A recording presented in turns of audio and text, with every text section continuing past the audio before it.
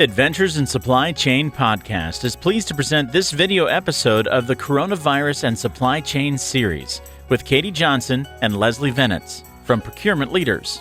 Founded in 2004 and headquartered in London, Procurement Leaders is a global network serving major corporations and procurement, sourcing, and supply chain executives by providing independent procurement intelligence, professional development, and peer-to-peer networking. Katie Johnson is the Director of Account Management, Americas. In her role, Katie has impressive accomplishments, including Customer Obsession Award winner 2019, elected by Executive Leadership Team, developed and implemented a global account health scoring and cadence methodology to identify and reduce risk sooner, ensuring more value for customers. Past experience of Katie includes different positions at Siva Logistics, Business Implementation and Development Manager at NDLI Logistics, and Business Analyst at Waterpik Incorporated. Leslie Venetz is the New Business Development Director, Commercial Accounts Americas at Procurement Leaders. In her role, Leslie has gone beyond delivering results to be a member of the PL Curiosity, Sustainability, and Giving Back pillars, being the commercial voice for women procurement leaders diversity community, and being nominated by CEO to represent PL on World 50's Diversity and Inclusion Committee. Leslie is a motivated and dedicated sales leader with a powerful history of success in new business development. Her expertise has been in event sales for Fortune 1000 senior-level executives, consultative sales, and SME sales. In addition to sales expertise, Leslie has in-depth knowledge related to public speaking, fundraising, and nonprofit events.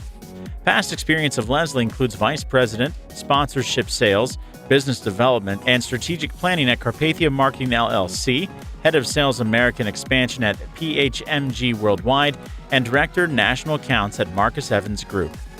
And now with you, your host Marcia, and her amazing guests, Leslie Venetz and Katie Johnson. Hello, Leslie and Katie. A pleasure to have you on the show with this topic that is so exciting. Thank you. Thank you so much for having us. Yes, thank you so much. Of course. And well, you are from Procurement Leaders.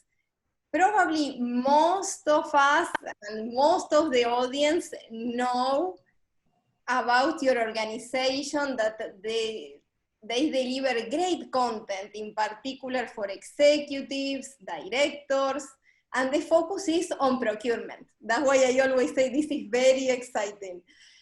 But could you please elaborate a little bit more for those that we are not so familiar with Procurement Leaders, and also about your role in the organization? Yes, absolutely, Marcia. Thank you. So as a brief introduction, my name is Leslie Venetz. I'm the Director for Expansion here in Americas. And Procurement Leaders is a global research and advisory organization. We do have a very significant footprint in EMEA, so that's where we're best known. But over the past few years, we've made really incredible strides in growing our APAC, growing our Americas region. So Americas growth is why I was brought into the company. It's been exciting to watch the region take off. And my colleague Katie, I'll let you introduce yourself, but she's the reason that the region is so successful. Very kind, Leslie, really nice of you. But again, my name is Katie Johnson. So I am responsible for our existing membership base. So any of our current clients, my team and I work to make sure that they're supported and they receive the value and they get connected to the right resources, the right tools, and the right networking opportunities to really propel their function forward. So I'll be able to really speak today from a member voice. So I get the pleasure of connecting to members on a daily basis, seeing not only what they're doing well, but also what's challenging them. And so again, I'll bring a strong member voice and examples from our conversation today. So thank you for having us. Perfect, perfect. And we are going to start like from the basics, right? Because some of the other functions within the organization, sometimes they see procurement as, they imagine procurement and they think of purchase orders, invoices, a lot of paperwork. Sometimes we are perceived like the function itself is being slow, that is not fast enough to meet the business needs. So, but it's different. We know that. But so I would like to, if you could explain what procurement, what strategic sourcing really is. Yeah, I might take this one if that's okay, Leslie. I think that this is a question or a challenge not only for the business to describe typically what procurement and strategic sourcing is really all about, but many of the times procurement leaders themselves have a tough time really explaining what the total value or what the impact is that the function really delivers.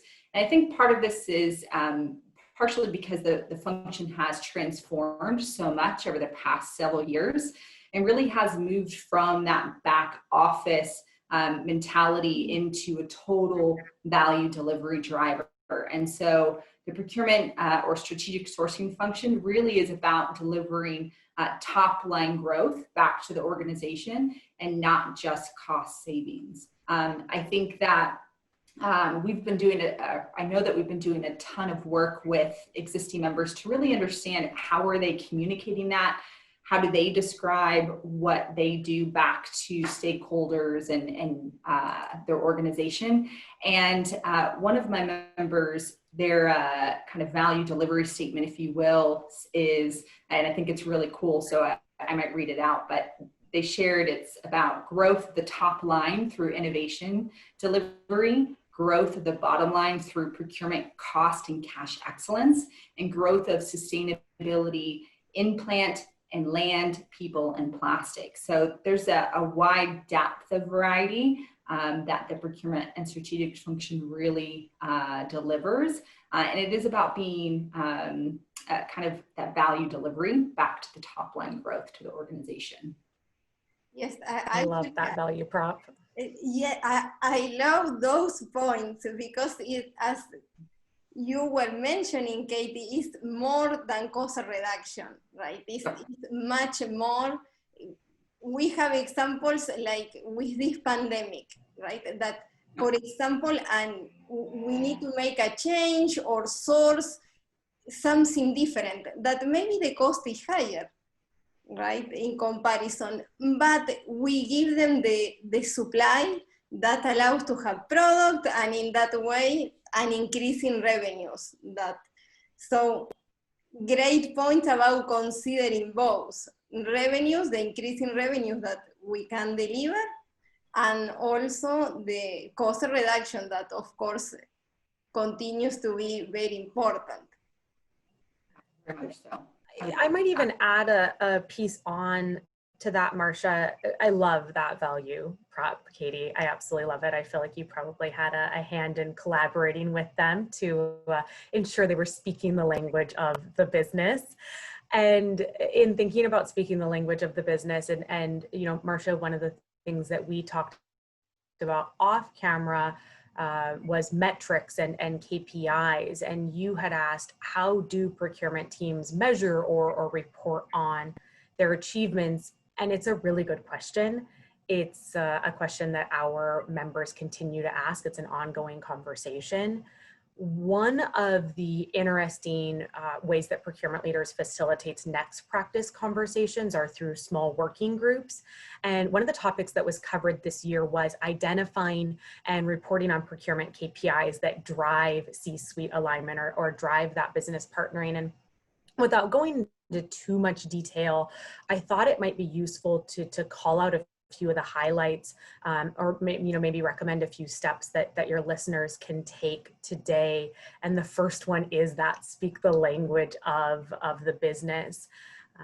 I mean, inside the function, you can track as many metrics, as many KPIs as you want, but when it comes to reporting back to your stakeholders, reporting back to the C-suite, be really thoughtful about what you're sharing and why. Make sure that you're asking yourself, are these metrics aligned with the C-suite agenda? And if they aren't, why are you reporting them? Why should the business care? And I think the other main takeaway from that working group was, and I think it's a broader finding, but don't just report a bunch of numbers. It's procurement's responsibility to translate that data into something that's truly meaningful, translated into an insight. It's our responsibility to inform stakeholders how procurement's metrics drive business impact, and to tell them why they should care, and to really connect the dots. And I mean, this is just one example of that kind of KPI metric conversation. I know we're having similar conversations and similar published work for category management, sustainability. Katie, what am I forgetting? I know this is a conversation you have a lot. There's a ton of different metrics that are out there, from how to measure procurement's value. And I think you're right, Leslie, in that it's first understanding what is your business really going to care about, and how are you representing that. So that can be through multiple things, like number of innovation projects, or like you said, the impact to your sustainability efforts. It can be things like retention rates, or even things like NPS scores that come from your suppliers or internal stakeholders. So again, bringing that back to what does the business care about, and how are you translating that into simple, identifiable metrics as well. Yes, it's so critical. I really like the examples that you provided, because let's say that if we are considering only cost reduction, that means that we are going to focus in procurement on that, and we are going to leave money on the table if we are measured only on cost reduction. So I really like the metrics that you mentioned about innovation. That is a great way to measure the value that we can deliver. And a question based on what you have been sharing with us is that, would you say that by having the right metrics is a way to change that perception of procurement being the back office, just that role? It's not that it's not important, but procurement delivers more than that. I think you're exactly right, Marcia. Our colleague, David Kane, published a business partnering strategy report a few months back, and certainly some of the pieces we just discussed around metrics and communicating to the business were in there. One of my favorite takeaways from the report was actually that bit about functions needing to rethink or refresh their value props. The report has some great examples like the one that Katie just shared with us, but selling the value of procurement in a compelling way is the first step towards changing the business's perspective or perception of procurement. And I think, Marcia, what's really alarming for me is that a lack of good business partnering, a lack of cross-functional collaboration has a negative impact on ROI. It has a negative impact on revenue growth. It results in redundant investments, which then waste time and waste money. So there is a very real cost to bad business partnering. I was even reading an Accenture report that said the result was a 6.3% increase in costs. So this is one that procurement really can't afford to get wrong. I don't know, Katie, what are you seeing? Well, I think that it's not just about affording to get it wrong. And I think where procurement gets it wrong is that they think in procurement first, right? So what is the cost out, or what is the procurement value that's going to be delivered, versus flipping that script and first being a business partner, being a true business person, understanding the needs of the business, and then speaking that language and aligning what you're doing and what you're prioritizing back to the business, because the business may not care as much about cost savings as they do about sustainability or risk management or something like innovation. So cost savings should come along with those priorities, right, and our benefits, but again, aligning to the business and their needs and being able to translate that back. So speaking their language, not procurement language, I think is super important in order to change that perception from the beginning. So, and Leslie, you're exactly right. It starts with what is your value proposition and how are you communicating that internally and externally. Yes, yes, and both of you mentioned also about being very thoughtful before entering into the big meetings, right? To be mindful of what we are going to show, that it should be aligned. And so communication is another key aspect, also about the data, right? Sometimes, and this is a mistake that I make, I overwhelm with all the data.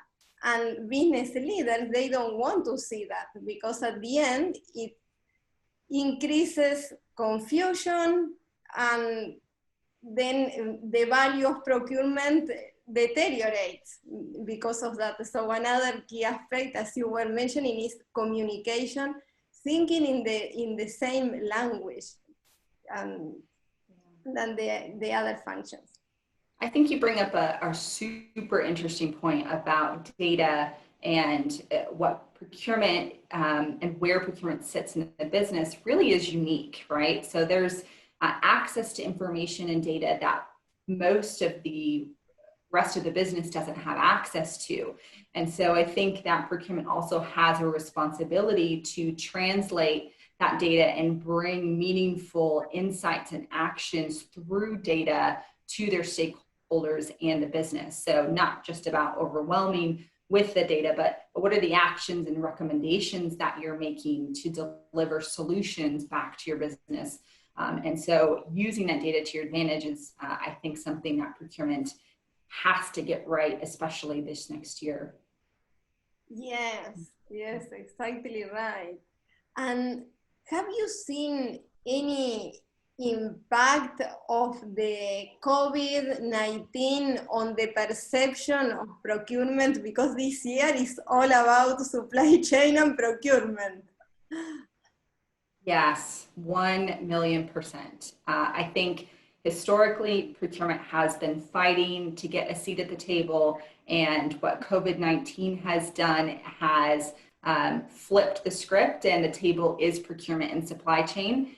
And now we're inviting the business to kind of play at our table. And so the spotlight is 100% on procurement, supply chain, to be able to protect the business, deliver solutions back, and really be kind of the saving grace, if you will, through COVID-19. So I think COVID-19 has definitely flipped the script, and there is no turning back after this pandemic, for sure.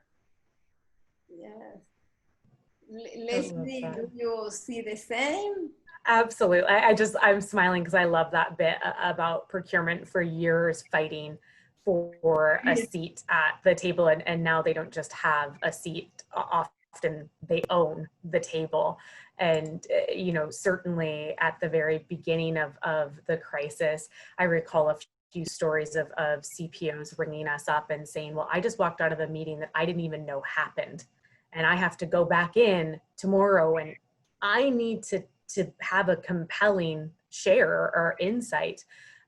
So I think it has been a challenging year for many functions. I've seen our members really just put in so much work and so much effort, long days and nights, as I'm sure you have seen as well, Marcia.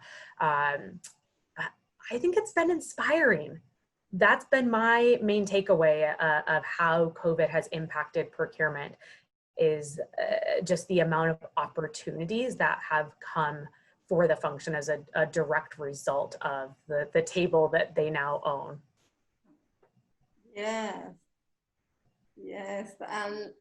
So since you are so close, right, with the members of your organization and know their challenges, what are the successful procurement organizations doing differently than we are not doing, right? How can we get advantage of those best practices, or what actions are they taking differently than the rest? Yeah, mind me jumping in here, Leslie? I'll kick off. I think we've mentioned a few tactics, and I'll start with one. Make sure that you're speaking the business language. Make sure that your teams are really doing their homework and research on the needs of the business and being able to come up with solutions and kind of actionable outputs and recommendations to deliver back to their stakeholders in a meaningful way. And so we're seeing the leading organizations develop clear and concise value propositions. They're even going as far as having internal and external strategic communication plans so that the business and their teams are aligned with what the value and purpose of the function really is about. And then we're also seeing leading functions really develop their team's soft skills. So they're historically, I think procurement functions have really relied on technical skills, which haven't gone away necessarily. But now more than ever, those soft skills really have rose into the top of what's important to procurement functions. So things like your EQ, your communication skills, business acumen, storytelling even, and being able to improve those skills so that the procurement function is partnering in the right way internally and again, externally as well. So focusing on that aspect. I could keep going on a ton of different examples, but I might land on one that I think has really stood out as a practice over the past year or two is we're starting to also see procurement functions do things like segment their stakeholders in a way to identify their needs, their kind of communication styles and what they need from the procurement function, because let's be real, time is a hot commodity. So how much time we spend with stakeholders is important. And so by segmenting those stakeholders and identifying how to interact with them,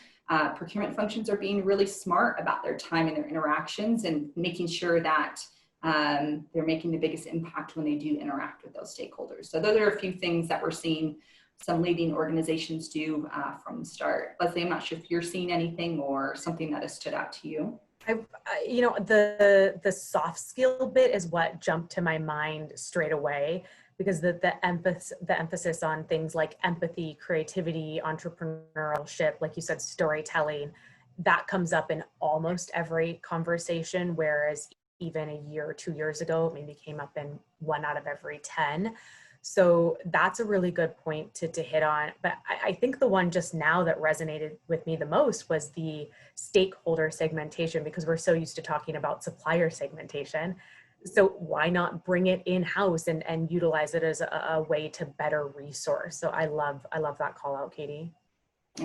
Yes, it's a great point. And actually, based on your comment, Katie, I see that procurement is adopting some of what marketing is doing, because we can hear about customer segmentation. And one time I even hear about, okay, we need to have a CRM for our suppliers, like to know every detail of them. So that's a great point that you brought up. Actually, an interesting one that ties into that, another tactic we're seeing organizations take is implementing business partnering roles. So they're kind of the connector between procurement and the business, and they act as internal account managers, if you will. So you're talking about customer segmentation and being able to have things like quarterly business reviews, which are deaf to the quarterly business review, but at the same time, really just treating your business as strategic customers as well. So I think you're right, and that's how procurement is thinking about it as well. Great. And in your view, how is the ideal procurement organization? How would you describe the ideal procurement organization? Like to get to that point? Yeah. I feel like, Katie, your answer is going to be better than mine, but I think ideal can really vary depending on the type of organization and what the procurement function is working to accomplish. And, we talk with a lot of members about fit for purpose operating models with a focus on agility, with a focus on cross-functional teamwork.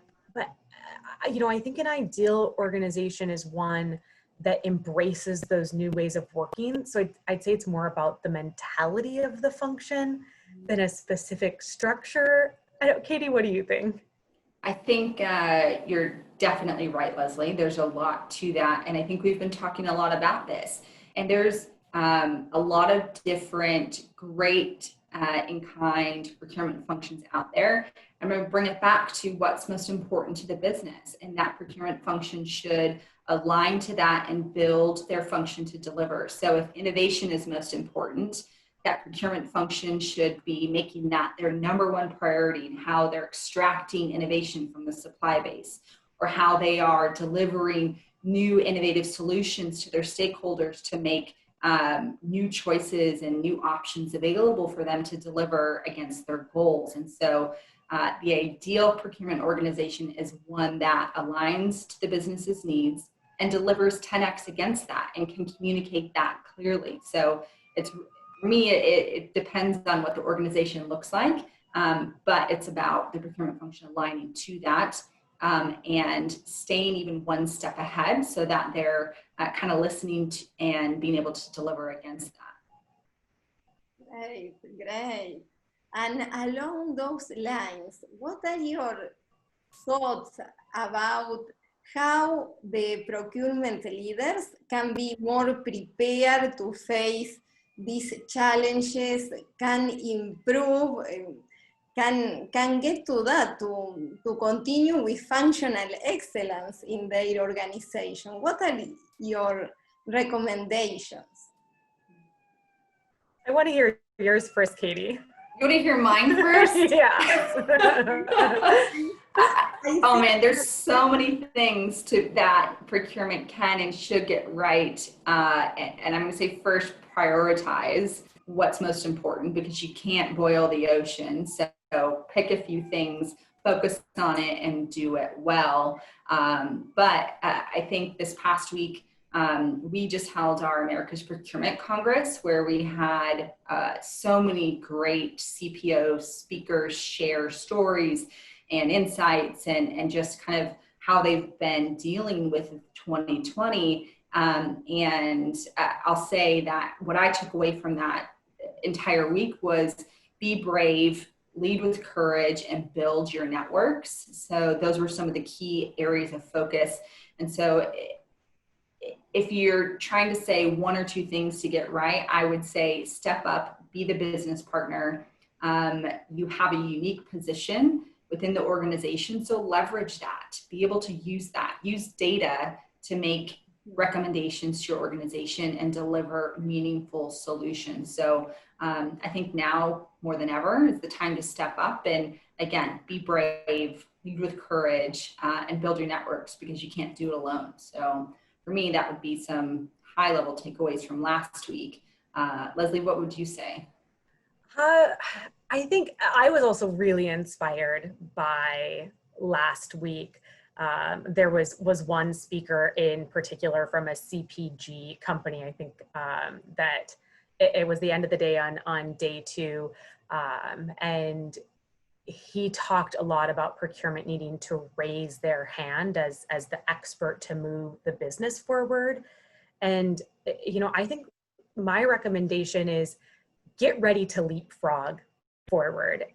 As we go into 2021, if you are not embracing total value projects, if you're not finding ways for your team to contribute to innovation, to sustainability, to top line growth, be prepared to get left behind. And that might be a bit harsh, but I also think it's really inspiring. As you shared, COVID has changed the landscape for procurement, and as a result, procurement is well positioned, is uniquely positioned to transform, not just as a function, but as a profession, our entire community. And I'm really excited to see what we can accomplish in the coming months and years. Yes, I think we have a great opportunity. I think this is the time, right? So I would like to thank you so much again for sharing your thoughts and insights. I love this topic, and I think you share great points with the audience. So I really appreciate it. Thank you so much for being here. Thank you. Thank you very much for having us. Appreciate it. Time flies. Yes, thank you.